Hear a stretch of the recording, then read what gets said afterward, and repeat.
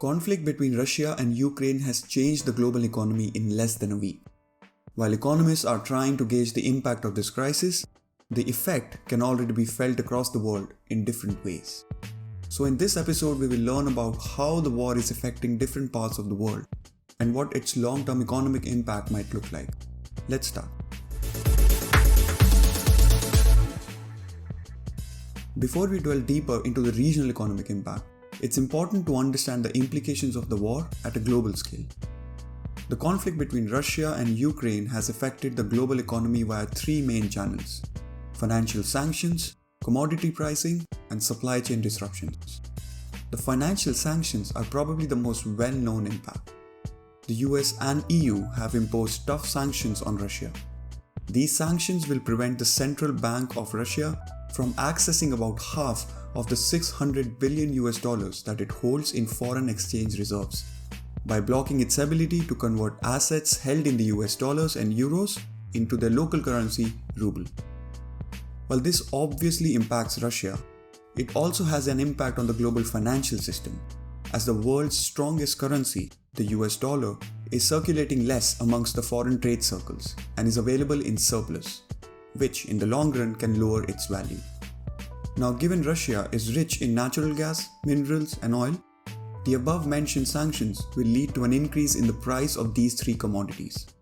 The rise in fuel costs across Europe is a direct effect of this war, given that 60% of all fuel in the region comes directly from Russia. Ukraine and Russia account for more than a quarter of the world's global wheat trade and produce 12% of all calories consumed globally. So the prices of wheat, maize, and barley at a global level are expected to rise further. Financial sanctions will have an impact on supply chain and trade, as companies will struggle to find financial channels through which to conduct trade with Russia. Land-based trade routes between Asia and Europe have already been disrupted, and air ties have been hampered. Sea freight routes through the Black Sea are expected to remain cancelled for several weeks due to this war. The war is a massive humanitarian crisis, but also has created macro uncertainty around the world. Morgan Stanley states that global inflation will be higher, and we will see a direct drag on growth from higher commodity prices and possibly a further drag from the uncertainty it holds in the future. But the regional macroeconomics of different countries vary depending on their existing trade relations. Let's look broadly at the US, Europe, and Asia Pacific regions to understand the impact these regions are expecting in the future.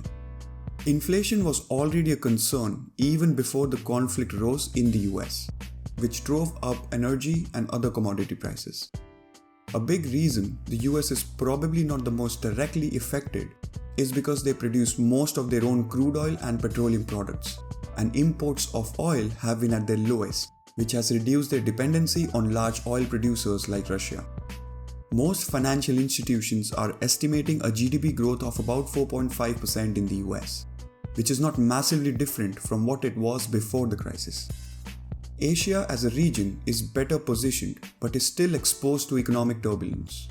From a macroeconomic perspective, most of Asia appears to be better positioned today than it was during the previous periods of geopolitical tensions, thanks to a better stability, fiscal room to respond, and low inflation in many key markets within the region. Prices in Asia are up a little over 2%, which is notable given the 7% rise in the US. Europe is perhaps the biggest hit region. Pricing pressure is the most acute in this region as it relies on Russia for a significant share of its natural gas and oil, and it also relies on Ukraine for corn and wheat, among other commodities. The region's GDP growth has been revised from 3.9% to about 2.5% in a matter of just weeks.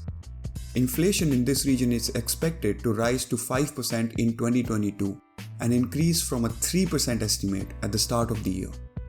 This conflict between the two countries has already exacted a heavy toll. Though the outcome is still unclear, the war will continue to weigh on global economies with ramifications for central bank policy, energy prices, and a lot more to come in the future. I hope you liked this video, and if you did, do press that like button to show your support for the channel. Thank you for watching.